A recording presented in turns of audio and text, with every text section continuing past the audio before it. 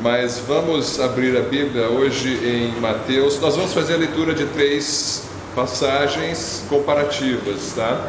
É a parábola do semeador, que se encontra em 3 dos 4 evangelhos. Em Mateus, então você pode abrir a sua Bíblia em Mateus capítulo 13, em Marcos capítulo 4 e em Lucas capítulo 8. A gente vai trabalhar esses 3 textos. Obrigado, irmão. Mateus 13, Marcos 4 e Lucas 8. Estamos fazendo estudo comparativo. Para quem não tem vindo nas aulas de escola dominical, nós temos feito o estudo dos evangelhos comparando as narrativas dos diferentes evangelistas. Então, nós vamos perceber algumas diferenças. Vamos tentar entender porquê dessas diferenças e com isso tirar uma visão mais completa daquilo que foi ensinado por Jesus, né? Lembrando, Mateus, o pastor sempre faz essa ênfase, né?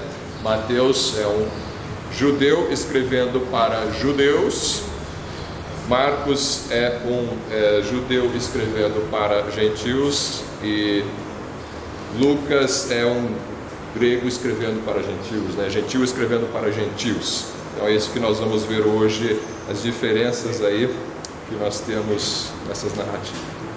Mateus 13, eu vou ler então inicialmente a parábola. Nós vamos separar em 3 partes. Vamos ler a parábola nos 3 livros. Depois nós vamos ler o que Jesus comenta sobre a parábola antes da interpretação, e depois ele faz a interpretação. Então são 3 partes: a leitura da parábola, o comentário que ele faz logo em seguida e depois a interpretação. E vamos ver então quais são as diferenças nesses 3 evangelhos. Versículo 1 de Mateus 13 diz: E tendo Jesus saído de casa naquele dia, estava sentado junto ao mar, e ajuntou-se muita gente a ele, de sorte que, entrando num barco, se assentou, e toda a multidão estava em pé na praia. E falou-lhe de muitas coisas por parábolas, dizendo: Eis que o semeador saiu a semear, e quando semeava, uma parte da semente caiu junto ao caminho, e vieram as aves e comeram-na. E outra parte caiu em pedregais, onde não havia terra bastante, e logo nasceu, porque não tinha terra funda. Mas vindo o sol, queimou-se e secou-se, porque não tinha raiz. E outra caiu entre espinhos, e os espinhos cresceram e sufocaram-na. E outra caiu em boa terra, e deu fruto, um a 100, outro a 60, e outro a 30. Quem tem ouvidos para ouvir, ouça. Ou seja, preste atenção, que é importante este ensino. E depois os discípulos vão conversar com ele, pedir uma explicação da parábola e coisas assim, né? Então, uma história bastante conhecida, né? Parábolas eram histórias que Jesus contava para transmitir algum ensinamento espiritual para a vida das pessoas, né? E essas parábolas, às vezes elas são de fácil compreensão, pelo menos o básico delas, e às vezes elas são bastante complicadas. É muito difícil entender o que Jesus estava tentando transmitir. E nós vamos ver pela explicação de Jesus que essa é a intenção dele mesmo, né? Às vezes a intenção era confundir em vez de esclarecer. O porquê disso a gente vai pensar aqui. Mas existem mistérios aí nas parábolas, e você pode encontrar diferentes interpretações para as parábolas e para os detalhes das parábolas. E a dica que a gente sempre dá quando a gente vai dar uma aula sobre parábolas é para você não se ater demais a interpretações de detalhes das parábolas. Às vezes os detalhes não têm uma interpretação tão importante. O detalhe, às vezes, elas são só coisas que são inseridas na história para formar a história, né? Então, existe um ensinamento principal, o pastor Silas acho que já até comentou sobre isso, um ensinamento principal, ou 2, às vezes, da parábola, às vezes tem alguns outros ensinamentos também, mas tem sempre um ponto principal, né? E é esse ponto principal que é bom a gente focar e tentar descobrir.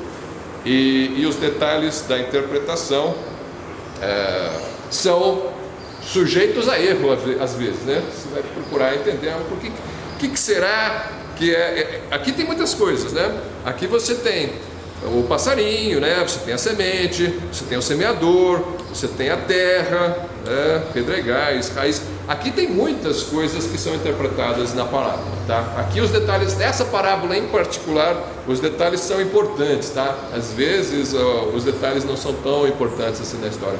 Nessa aqui em particular tem muita coisa que Jesus interpreta na parábola, né? Mas existe um ensinamento principal. Na verdade, Jesus está tentando preparar o coração dos discípulos para a missão que eles teriam pela frente, que é evangelizar, que é transmitir a palavra de Deus.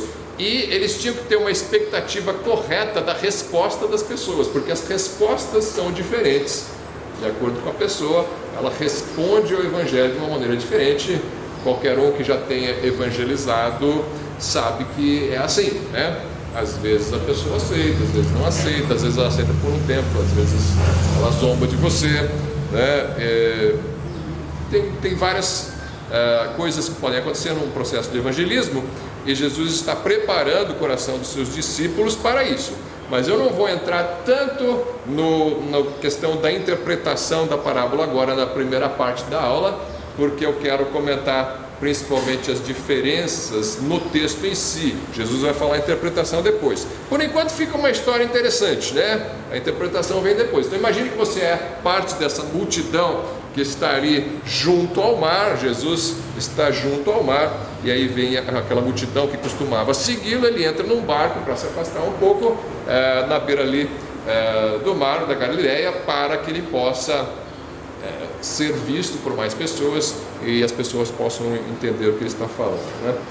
Então você tem aí vários elementos, né? Semeador, sai a semear. Tem uma parte que cai na beira do caminho, as aves levam. Tem uma parte que cai em pedregais e tem pouca terra, ela nasce rápido e depois o sol queima e ela morre. E aí você tem aquela que cai entre espinhos e sufocam essa semente, os espinhos, e a outra cai em terra boa e ela produz bastante, tá? Bom, tinha semeadores, fazendeiros aqui assistindo à exposição de Jesus. Eles vão se identificar com aquilo que foi falado. Eles podem ficar pensando, coçando a cabeça, tentando imaginar do que ele está falando, né? Porque para a multidão ele não interpretou, ele só contou uma história, as pessoas se identificaram com a história, talvez, né?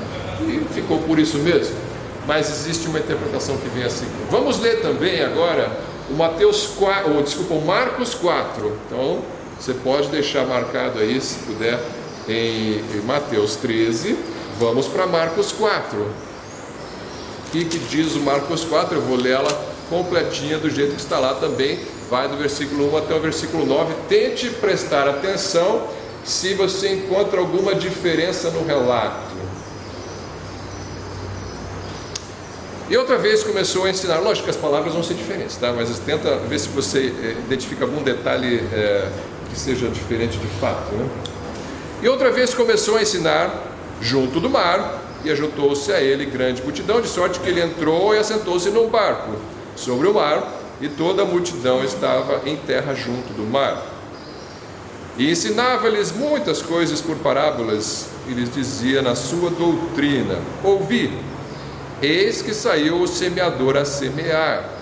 E aconteceu que, semeando ele, uma parte da semente caiu junto do caminho, e vieram as aves do céu e a comeram. Bom, aqui essencialmente é a mesma coisa, a gente não percebe muita diferença. Versículo 5: e outra caiu sobre pedregais, onde não havia muita terra, e nasceu logo, porque não tinha terra profunda. Mas saindo o sol, queimou-se, e porque não tinha raiz, secou-se. Aqui também, essencialmente, a mesma coisa. Versículo 7: e outra caiu entre espinhos, e crescendo os espinhos a sufocaram, e não deu fruto. Aqui já tem uma diferença. Não sei se os irmãos perceberam, Se você comparar com o versículo 7, aqui são ambos, coincidentemente, é versículo 7 do Marcos, é a mesma situação que o versículo 7 do Mateus 13. No Mateus 13, eu vou ler aqui, diz assim, aquela que caiu do espinho, né? Então, diz Mateus: e outra caiu entre espinhos, e os espinhos cresceram e sufocaram-na. Ponto. Já o Marcos falou: outra caiu entre espinhos, e crescendo os espinhos, a sufocaram e não deu fruto. Tem algo a mais, né? Tem um complemento aqui do texto que não está em Mateus, mas está no Marcos. Marcos diz sim que sufocou, assim como Mateus, mas ele acrescenta: por causa disso, a consequência foi que não houve fruto, né? Ok, um detalhe acrescentado aqui. E agora você vê no versículo 8: e outra caiu em boa terra e deu fruto, que vingou e cresceu, e um produziu 30, outro 60 e outro 100. E tem uma diferença também, não sei se alguém percebeu. A ordem, né? 30, 60, 100, 100, 60. Ele inverteu a ordem dos frutos. Aqui ele fala, um produziu a 30, outro 60, outro a 100. O outro diz: um produziu a 100, outro a 60, outro a 30. É a mesma coisa, é o mesmo ensino, mas a palavra está diferente, né? A ordem está diferente. Alguém poderia perguntar: mas afinal de contas, o que Jesus de fato falou? Ele falou 30, 60 e 100? Ou ele falou 100, 60 e 30? Né? Essas pequenas diferenças você encontra no texto bíblico, de um relato para o outro. Então, as pessoas perguntam: por que tem mais de um evangelho? A gente tem repetido, né? O foco de um evangelho, enfatizar mais que Jesus é o rei dos judeus, enfatizar que Jesus é o servo perfeito, enfatizar que Jesus é o homem perfeito, enfatizar que Jesus é Deus, né? Os 4 evangelhos têm geralmente uma ênfase maior num lado ou no outro, mas tudo bem, tem uma ênfase diferente, mas por que um relata a história de um jeito, com palavras, uma inversão de ordem, por exemplo, né? Então, anos atrás eu vi uma reportagem numa revista dessas pseudocientíficas aí, essas revistas de divulgação. Eu não lembro se era revista de divulgação científica ou se era uma revista tipo Veja, dessas assim, que falava assim: que somente 15% das palavras que estão na Bíblia são palavras de Jesus mesmo, que saíram da boca dele, né? E usava isso para tentar criticar a Bíblia, dizendo que a Bíblia não é confiável. E aí jogava coisas desse tipo assim, né? Você pega um relato, está de um jeito, pega outro relato, está de outro. E na verdade, se você for olhar como nós estamos fazendo comparativamente, texto por texto, você acha diferenças. Por que você acha diferenças?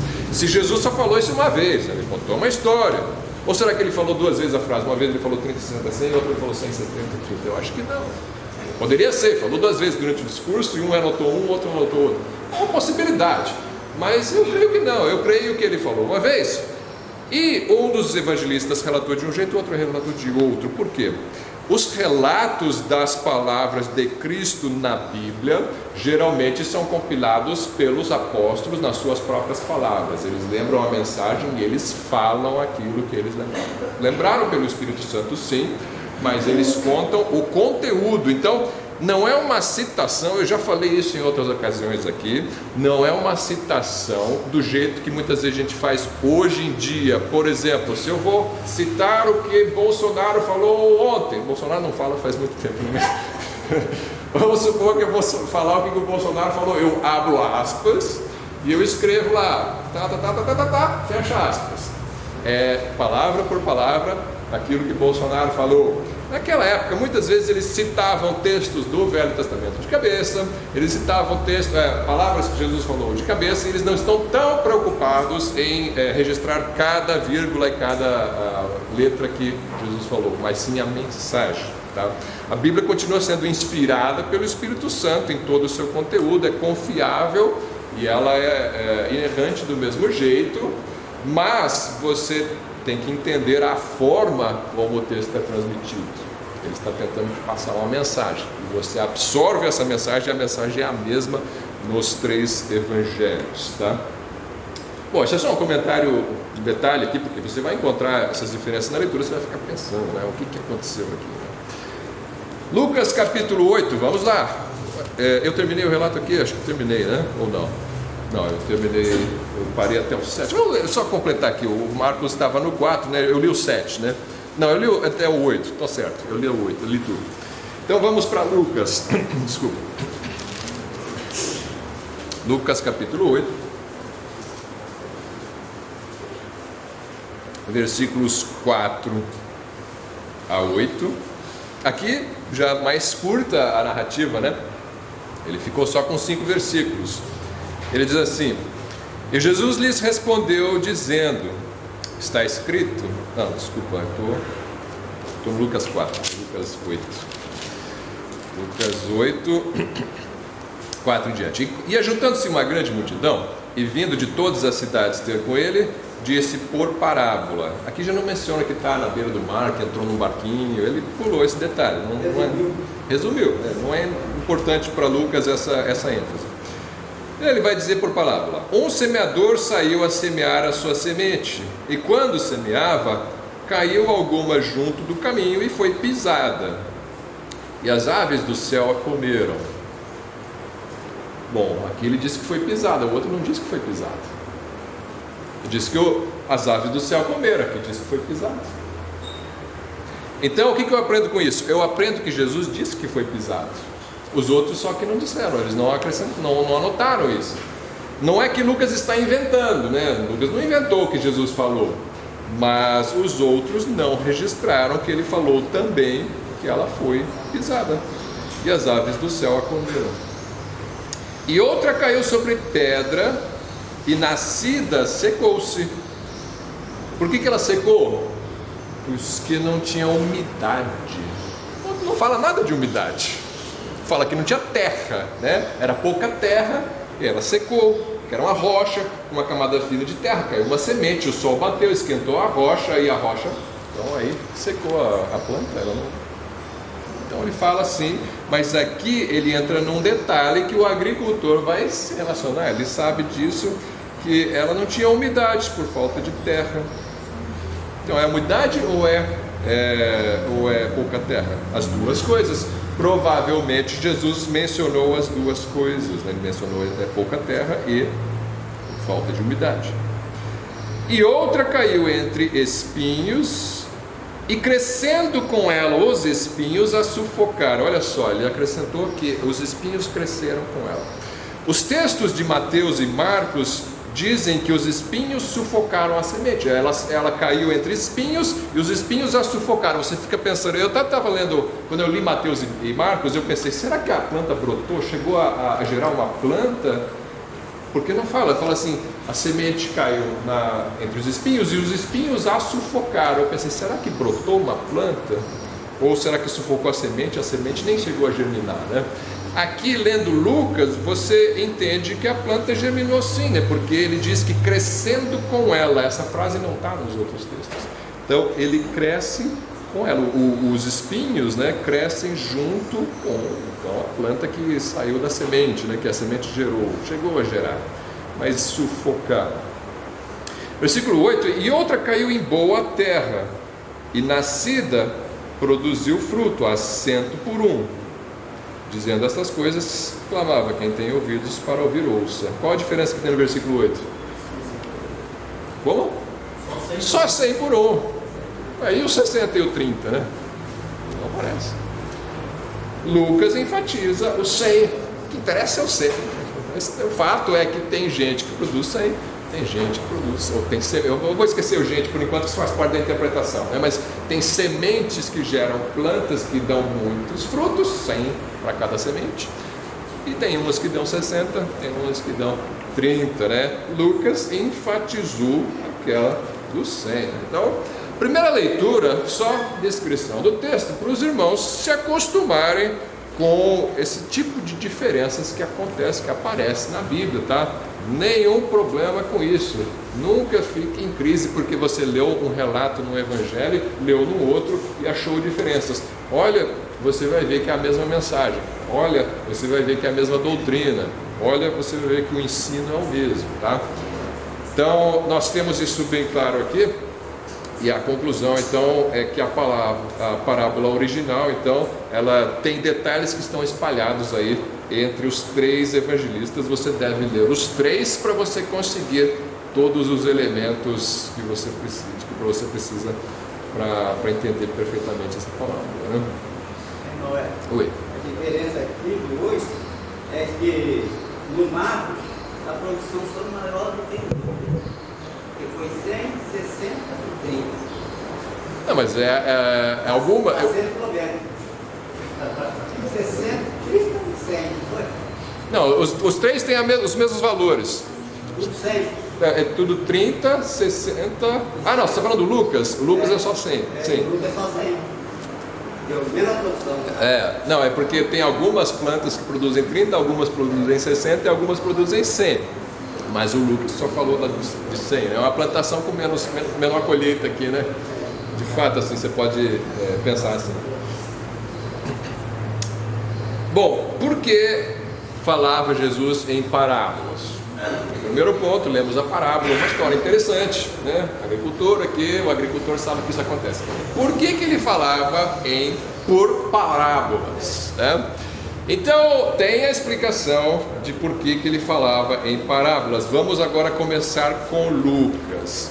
Eu já vi pessoas dizendo assim: olha, Jesus falava por parábolas porque ele queria ser mais didático, ele queria que as pessoas entendessem e se relacionassem bem com a mensagem que ele estava falando, né? Porque ficava mais fácil entender ouvindo a parábola. Não é o que ele diz aqui, tá? Não é o que ele diz aqui. Lucas 8, versículos 9 e 10. E os seus discípulos o interrogaram, dizendo: que parábola é esta? Eles não entenderam. Então não é tão claro assim, né? Não é tão claro assim, porque eles não entenderam nada, e eles estavam sempre com ele. Versículo 10: e ele disse: a vós vos é dado conhecer os mistérios do reino de Deus, mas aos outros por parábolas. Para quê? Para que vendo não vejam e ouvindo não entendam. Então, para que Jesus falava em parábolas? Segundo ele falava em parábolas para eles não entenderem. É o contrário, né? Eu falo em parábolas para eles ouvirem e não entenderem, mas vocês entendem. Então, nós temos uma divisão aqui do público entre vós e eles. Quem são os vós e quem são os eles, né? É importante isso, você saber que existe uma divisão, mas todos estão ouvindo Jesus. Aqui o eles não são os pagãos que estão em outras terras ali, que não estão ouvindo a palavra de Deus. Ele está falando dentre as pessoas que vão atrás de Jesus e querem ouvir a palavra de Deus. Existe um grupo que são vós e existe um grupo que são eles. Desculpa. Então, vós são os discípulos, aqueles que se achegaram depois para perguntar: mas o que está acontecendo? Não entendi a palavra, né? E existia uma multidão que estava atrás de Jesus, talvez por uma cura, talvez por um pedaço de pão, talvez por curiosidade, talvez para encontrar algum erro naquilo que ele falava, né? Então, muitos motivos aí para seguirem Jesus e virem o que esse novo mestre tem de especial, né? Então, muita curiosidade, muita multidão. Multidão não faz parte daqueles que têm os mistérios do reino a seu acesso, né? A sua mão, a sua disposição. Mas existe um voz. Minha voz está falhando. Hoje à noite tem cantata, né? Não pode acabar a voz. Vamos com calma. Se alguém puder trazer mais água, por favor. Hoje é garganta. Então, você tem aqui Jesus falando, mas por quê? Não, tudo bem, ele falou, a gente tem que acreditar, né? Jesus não mente, Jesus não... Ele é bem claro, né? Ele disse: eu falo em parábolas porque eu não quero que eles entendam. Porque Jesus não quer que as pessoas entendam o que ele fala, ele só quer que os discípulos entendam. Então, é importante que você esteja no grupo dos discípulos, né? Para você entender. Não queremos que você fique no grupo do eles, queremos que você fique no grupo do vós, né? Que você entenda. Mas existe um grupo, então, que está de fora. O porquê ele vai dizer em Marcos capítulo 4. Vamos lá para o Marcos. Aqui ele não fala, ele para por aqui, para quem não é para entender mesmo ponto, né? Ele vai explicar a parábola só para eles depois. Oi. Aqui eles também não entenderam ainda, mas ele vai explicar, né? Para eles ele explica. Depois da explicação fica claro. Por enquanto não deu para entender. É sinal que a parábola não era simples mesmo, né? É que para nós é automático, né? A gente ouve a parábola do semeador, a gente já sabe a interpretação porque a gente ouve desde criança, né? Obrigado. Mas não era tão fácil. Ali foi a primeira vez que foi dita. Exatamente, né? A gente já está ouvindo já. É covardia você querer comparar o entendimento deles com o seu entendimento, né? Você já tem a Bíblia toda, você já leu, já viu a interpretação, né? Aí você pensa, é claro que é isso, né? Marcos capítulo 4, versículos 10 e 12. Então terminou de contar a parábola, né? E quando se achou só, a multidão se dispersou. Os que estavam junto dele com os 12, então não eram só os 12. Tem os 12 mais um grupo com eles, aquele grupo que era seguidor de Jesus mesmo. Você pode pensar naqueles 70, talvez outros até, né? Não sei quantos tem aqui, mas tem um grupo além dos 12. Com os 12 interrogaram-no acerca da parábola. E ele disse-lhes: a vós vos é dado saber os mistérios do reino de Deus, mas aos que estão de fora, todas estas coisas se dizem por parábolas. Então, a parábola era para os de fora, a interpretação é para os de dentro. A interpretação é importante e é para os de dentro. Então, os de fora são os que estão fora também do reino, né? Os mistérios do reino são para aqueles que estão dentro do reino. Para quê? Para que vendo vejam e não percebam, e ouvindo ouçam e não entendam. Até isso está igual o Lucas falou, mas ele vai acrescentar o porquê que eles não podem entender. É mais profundo. Para que não se convertam e lhes sejam perdoados os pecados. Agora ficou pesado. Agora ele revelou. Eu não quero que eles entendam, porque eu não quero que eles se convertam e eu não quero que os seus pecados sejam perdoados. Durma-se com barulho desses. Né? Por que isso? Vamos reclamar com Jesus. Eu não aceito isso. Não pode ser assim, né? Mas é o que ele disse. Então, o que eu tenho até, você pode até não entender, tá? É lícito que você não entenda, tá?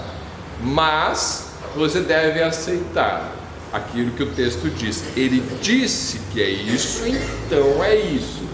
Mas tem uma explicação mais detalhada em Mateus que vai me ajudar a entender o porquê, tá? Mas por enquanto, quem leu só Marcos, fica só pensando nisso. É que Jesus quer confundir, porque ele não quer que ele se converta. Por quê? A Catarina perguntou. Então vamos tentar responder. Mateus 13, volta no Mateus. Mateus 13 vai nos dar algumas informações a mais. Vamos ler do 10 até o 17. Eu vou fazer a leitura corrida e depois a gente volta em alguns versículos ali. E acercando-se dele, os discípulos disseram-lhe: por que eles falam por parábolas? Ele, respondendo, disse-lhes: porque a vós é dado conhecer os mistérios do reino dos céus, mas a eles não lhes é dado.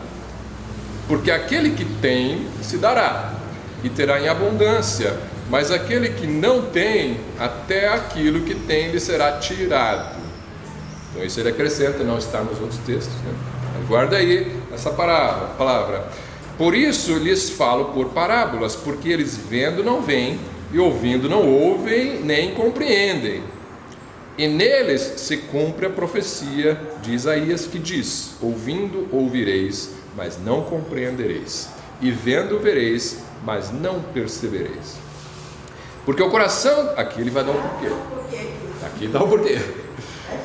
Porque o coração deste povo está endurecido, e ouviram de mau grado com seus ouvidos, e fecharam seus olhos, para que não vejam com os olhos, e não ouçam com os ouvidos, e compreendam com o coração, e se convertam, e eu os cure. Não tem um começo da história que ele não tinha comentado nos outros textos, né? Aquilo que já estava no coração deles inicialmente. Mas bem-aventurados os vossos olhos, porque veem, e os vossos ouvidos, porque ouvem. Porque em verdade vos digo que muitos profetas e justos desejaram ver o que vós vedes e não ouviram, e ouvir o que vós ouvis e não o ouviram. Escutai, pois, a parábola do semeador. Agora ele vai interpretar. Nós vamos parar por aqui. Antes de entrar na interpretação, vamos estabelecer esse ponto com cuidado. Por que Deus dá ao que tem e tira de quem não tem? Ele não tem o quê? Né? Não tem o quê? Ele tirou até o pouquinho que ele tinha. Bom, é o versículo 15, eles não têm vontade de ouvir, né? E eles não têm o entendimento, as duas coisas, né? Ele não tem entendimento, mas está ligado também com a vontade de ouvir, né? Porque o coração deste povo está endurecido. Então o que você tem? É o conteúdo, né? Os mistérios do reino. Então eles não têm os mistérios, não entendem os mistérios do reino, eles não têm. Eles receberam um pouco,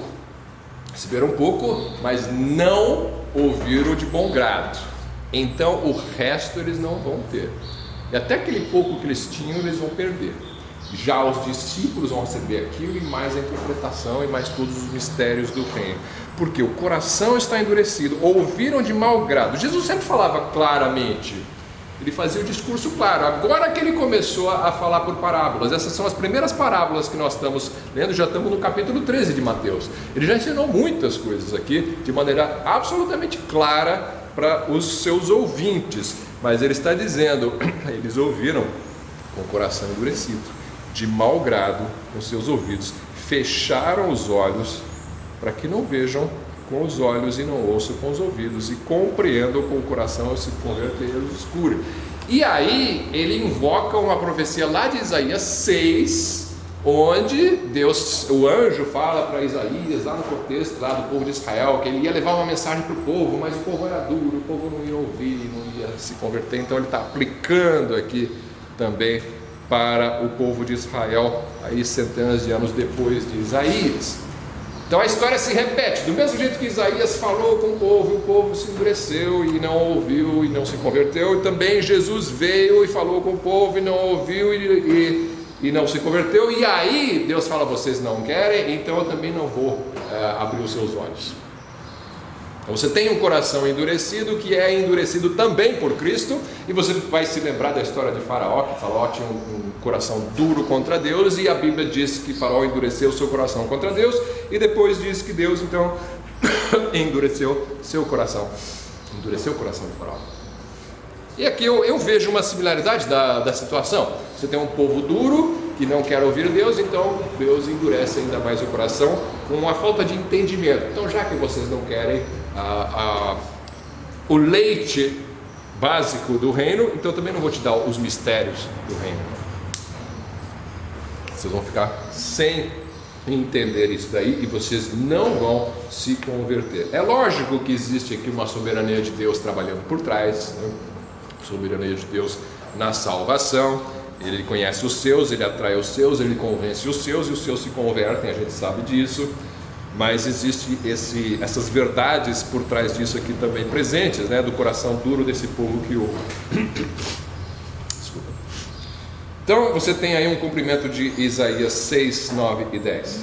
Versículos 16 e 17 fala dos profetas do Velho Testamento que queriam ouvir isso. Vocês não estão ouvindo coisas que os profetas desejavam ouvir e não puderam ouvir, e vocês estão ouvindo, né? Eles não viram o Cristo, e vocês sim. Nós temos aqui o privilégio daquela geração que rejeitou e crucificou o Senhor da glória. Vamos para a interpretação então. Antes de entrar na interpretação, uma ênfase que eu dou aqui nas nossas aulas. As nossas aulas, elas não têm aquele tom de pregação, né? Os irmãos percebem que isso aqui é um curso. Para que serve o curso? Ele tem também um pouco de pregação, tem uma exortação, tem uma edificação, tem isso tudo, né? Toda aula da Bíblia tem o peso de exortação também. Mas o objetivo da aula é que você aprenda a fazer isso em casa. Aprenda a pegar a Bíblia e comparar texto com texto. Esse é o nosso objetivo, né? A gente faz isso durante a semana para apresentar para vocês, mas não é só para vocês terem uma aula chata no domingo de manhã. É para você assimilar isso e conseguir ferramentas para fazer a mesma coisa em casa. Aí você vai lá em casa, a gente fez o exercício em casa, mostrou para vocês vão lá em casa e fazem de novo, né? Fazem com os próximos textos. Se não está entendendo direito os próximos textos, não faz com os textos que a gente já fez, faz uma prática, né, de interpretação bíblica. O objetivo dessas aulas é para você aprender a fazer uma interpretação bíblica, né? E vamos então para a interpretação da parábola. Começando agora por Marcos, tá? Eu inverto aqui às vezes a ordem, porque eu acho que elas vão se completando melhor em certas ordens. Então vou começar agora por Marcos na parte da interpretação da parábola. Você tem aqui no versículo 14 e 15 a primeira semente, né? A primeira terra. Marcos 4,14. O que semeia a palavra. Então já deu a interpretação aqui. Semente igual a palavra. Então, na parábola, a semente representa a palavra. Que palavra? Por enquanto diz só a palavra, né? Outros evangelhos vão dizer que palavra que é. Mas sabe, a mensagem que eles vão levar.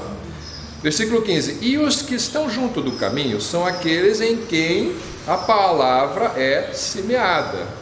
Mas tendo a eles ouvido, vem logo Satanás e tira a palavra que foi semeada nos seus corações.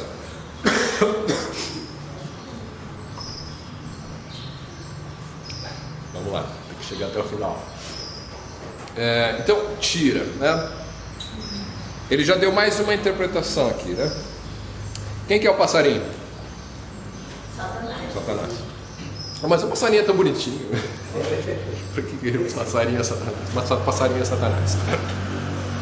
Passarinho mau levou a semente da terra, né? Ele é mau, ele leva, né? Então você tem aqui a terra. Quem que é a terra? São os corações, os ouvintes, né? As pessoas que estão ouvindo são a terra. Ele levou. Oi. Não fala isso perto do quarto, não. O passarinho é o diabo. O passarinho representa o diabo. Pode continuar observando o passarinho, irmão. Mas o passarinho na parábola é o diabo. Então, por isso que a gente dá para compreender que muitas pessoas se decidem, né, ficam um pouco conosco e depois vão embora. Essa aí já é outra semente. Essa aí é dos espinhos. A primeira nem se decidiu. Acabou a água, irmãos. Mais água, por favor. Está muito úmido dentro. Tá. Tô até chorando. Isso nos mostra também, né, como nós temos falado, que o trabalho que nós temos a realizar é uma obra espiritual. Não é uma obra carnal. Não é intelectual, né? Exatamente. E aí também se vê, né, como vimos a quarta-feira, que existe uma batalha espiritual, e essa batalha espiritual ela é travada também no momento em que a palavra ela é lançada.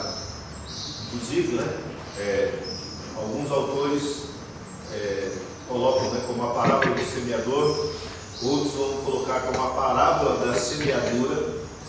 Eu já, se fosse escolher o nome, eu colocaria, né, a parábola da semente, que vai falar que o semeador saiu a semear e pronto, acabou. Fala mais do semeador. Sim. Né? E aí, quando ele fala dessa questão, você lança a palavra, você fala a palavra, e essa é a nossa missão, falar. Até então, voltar à questão do comum e normal. Sim. Estou falando, como o irmão está falando a nós agora. Há um convencimento, né? Que é uma obra do Espírito Santo, algo que também é espiritual. E há uma oposição a isso, que é a ação de Satanás para retirar a palavra. Então isso aí nós já pensamos, né, o que está acontecendo espiritualmente quando nós estamos evangelizando. Nós estamos falando com a pessoa, né? O Espírito Santo está trabalhando para o convencimento dessa pessoa, ele quem convence, né? E por trás está também Satanás querendo atrapalhar que essa mensagem chegue até aquele coração. Não parece, às vezes, né? Você não tem uma noção do que está acontecendo, né? Você não sente que isso está acontecendo necessariamente, mas está acontecendo. Exatamente. Então você tem aí o Evangelho do Reino, os passarinhos são Satanás e os ouvintes são aqueles que ouvem a palavra, né? São a terra. Vamos então, com relação a essa semente, vamos para Lucas 8. Lucas 8, começamos em Marcos, vamos pegar só aquela que caiu na beira do caminho, comparar aqui com Lucas.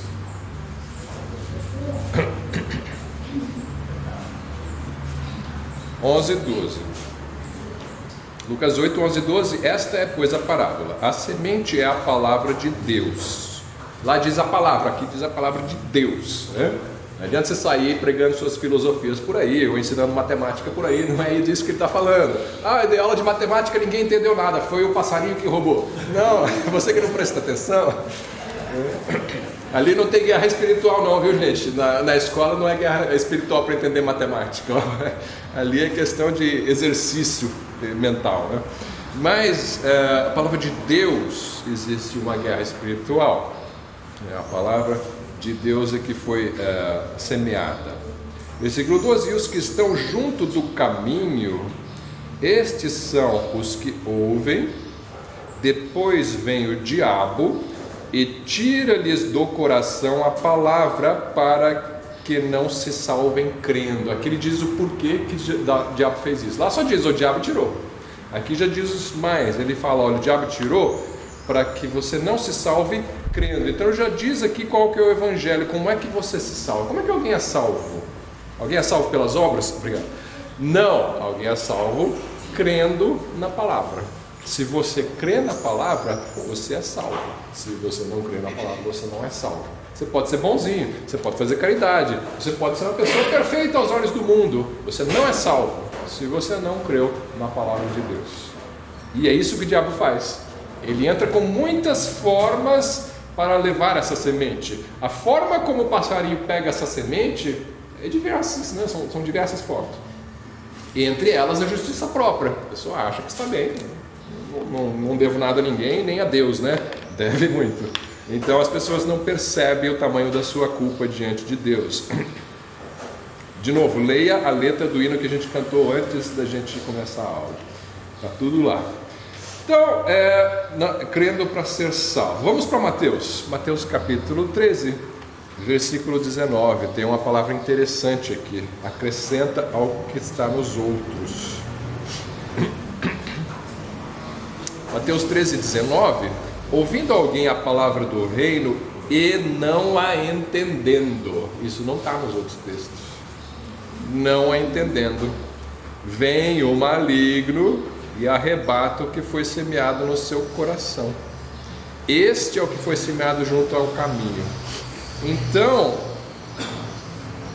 não entendeu. O entendimento é fundamental. Aí alguém pode perguntar, mas se o entendimento é fundamental, por que então Jesus colabora com o passarinho falando em parábolas para ninguém entender, né? Ele devia jogar no outro time, falar claro para as pessoas entenderem. Não, mas ele já explicou por que ele faz isso. É porque quando eu falei claro, eles não quiseram entender. Oi? Então, assim, baseado nisso, seria a pessoa que insiste, suponhamos, eu conheço uma pessoa que quer que ela se converta, e eu fico insistindo. Seria certo pensar, tipo, não, eu falei a palavra dela, agora eu vou deixar o Espírito Santo. Se o Espírito Santo quiser... Não. Eu vou dizer por que não. Porque ele perguntou, bom, já joguei a semente, então vamos passar, né? Passo para a próxima. Existem ocasiões para isso, porque você não está em contato contínuo com a pessoa. Então é isso que você faz. Eles viajavam pelas cidades semeando rápido, né? Não estavam sempre voltando ao mesmo lugar. Agora, se você está com uma pessoa que é terra ruim, vamos colocar assim, é terra que não está germinando. De fato, é uma dessas aqui. É o passarinho, né? Estou jogando toda hora, o passarinho leva a hora. Então, o que acontece? Continua semeando, porque a terra ruim, às vezes você pode trabalhar com adubo, né? Trabalhar com o tempo, e você prepara uma terra ruim, lá na frente, quem sabe ela vira uma terra fértil, né? Isso não está na parábola, mas está em outros textos, né? Onde você vê Paulo insistentemente persuadindo os judeus sobre que Jesus era o Cristo, né? Ele voltava na sinagoga, às vezes voltava de novo, né? Chega uma hora que ele fala, não, agora eu vou para outro, né? Deus tem que te mostrar a hora de, chega, já estou insistindo demais, não sei, mas eu não diria que não tem essa regra, não, joguei uma vez e acabou, né? Terra, de fato, o problema é a terra, o problema não é a semente. Se você está semeando o evangelho verdadeiro, o problema não está na semente, não está no semeador, o problema está no coração, né? O coração duro, incrédulo e que não entende. O que é o não entende? Então, se a pessoa for burra, ela não pode ser salva? Não é isso. Não é isso. Esse entendimento é um entendimento espiritual, não é intelectual, porque intelectualmente é fácil.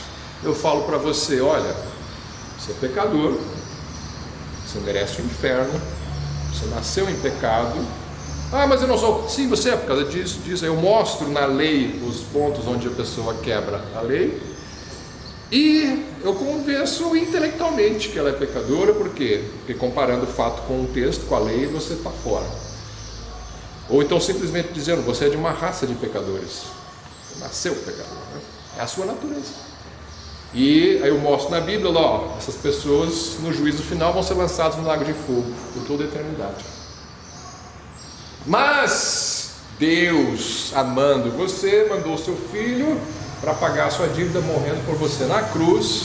Então, se você crer que ele é o Filho de Deus e que morreu pelos seus pecados conforme as Escrituras e ressuscitou ao terceiro dia conforme as Escrituras, se você crer de todo o seu coração, você vai ser salvo. Intelectualmente não é difícil de entender isso, mas espiritualmente é difícil.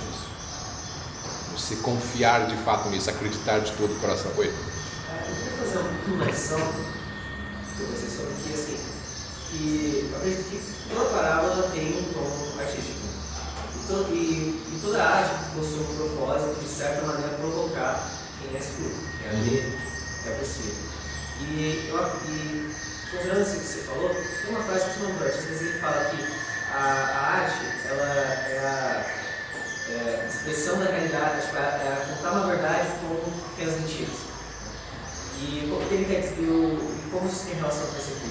Eu vejo que quando a verdade ela é geral, direta, a verdade ela é algo direto, é algo simples, porém não considera certas questões assim, por exemplo, emocionais. Por exemplo, isso que é fala para não ter nenhum. Mas quando você fala no sentido mais de parábolas, é algo mais suave, mais objetivo, mais íntimo. Então, isso que você está falando faz sentido, mas não é o caso aqui, porque Jesus, quando falou diretamente, ele já ofendeu todo mundo, né? É que está nos textos anteriores. Não, sim, né? Aqui ele diz que o propósito é já abrir mão de vocês, né? Vocês já não quiseram ouvir. Não, mas, por exemplo, os aqui não entenderam exatamente a parábola do Egito no início, né? Sim. Mas só que eu acho que tem essa questão também, que mesmo você não entendendo exatamente tudo que aquela pessoa, que aquela palavra disse, você tem o seu próprio sentido, você se conecta, você se encaixa naquilo que foi dito, você entende no sentido mais, né? Sim. Não, eu sei aonde você quer chegar. Às vezes você faz uma crítica política e você disfarça ela numa música. E a pessoa canta a música e está fazendo uma crítica política suavemente, sem perceber. Não sei se é isso que você quis dizer, né? Algo assim. Você poderia enxergar a coisa aqui assim também, Só que eu estou dizendo que o objetivo aqui primário não é este. O objetivo primário, segundo o texto, é confundir quem está ouvindo, porque eles não quiseram ouvir quando ele falou claramente. Ele não tinha muito problema assim com a parte da ofensa, porque ele foi morto pelas ofensas. Ele ia evitar, na verdade, a interferência dos... Isso. Bom, nosso tempo é curto hoje, eu não vou terminar toda a parábola, tá? Não tem problema, a gente continua na próxima. E aí tem a parábola do joio e do trigo, que é semelhante a essa, que a gente emenda com essa, tá? Então não tem problema a gente não terminar essa parábola hoje, mas vamos só continuar mais um pouco. Ele diz então não entender. Então, não há conversão se não houver entendimento. Então, o entendimento, como eu falei, não é só intelectual, ele é mais espiritual, de crença, né? De você crer, porque é esse entendimento que ele fala no versículo 15, né? Porque o coração deste povo está endurecido e ouviram de mau grado com seus ouvidos, fecharam seus olhos para que não vejam com os olhos e ouçam com os ouvidos e compreendam com o coração. É desse entendimento que ele está falando. É do compreender com o coração e não com o intelecto, né? O intelecto faz parte, evidentemente, do processo, né? Primeiro tem que ter um entendimento intelectual, né? Se você não entendeu nada da história, você não vai crer, né? Não sabe nem quem que você vai crer. Primeiro tem que ter um entendimento intelectual, mas ele não é suficiente para a salvação. É suficiente para a salvação e necessário para a salvação é essa compreensão com o coração, onde você bota a sua confiança naquilo, naquela pessoa que é Jesus Cristo. Então você coloca a sua confiança para a sua salvação nele, né? Então esse aí é o ponto desta semente. Eles não entendem, e o diabo tem muitas maneiras de fazer a pessoa não entender, né? De levar essa mensagem, esse evangelho do coração dele, né? Às vezes são as suas convicções, às vezes são suas distrações, às vezes são paixões, né? Paixões que você não quer devotar atenção a isso, porque você sabe que se você começar a mergulhar na doutrina de Cristo, você vai ter que começar a mudar a sua vida, né? Porque você vai saber que você sabe que tem coisa errada na sua vida. Então você prefere não investir nisso e fugir, né? Você vai para as suas paixões, né? As prioridades na vida são diferentes, né? Mas, para falar a verdade, essas outras prioridades, paixões, dinheiro, etc., vão cair mais na parábola dos espinhos, da semente que caiu entre os espinheiros, né? Então, eu vou encerrar por aqui mesmo, até para poupar a minha voz. E eu vou só deixar então, são duas sementes que os irmãos podem estudar em casa. A próxima ocasião que a gente tiver, a gente passa a semente que caiu nos pedregais e a semente que caiu entre os espinhos, e depois tem aquela que caiu na boa terra, né? Então faltam 3 sementes ainda, e a gente vê em outra ocasião, se Deus nos permitir. Vamos orar. Senhor nosso Deus, eu te agradeço pela parábola que nós lemos, Deus. Te agradeço porque o Senhor inspirou teus servos para registrarem de diferentes maneiras esse texto, esse ensino maravilhoso da verdade do Evangelho que é espalhado por todas as nações, e que nós precisamos nos inspirar a comunicar também para as outras pessoas.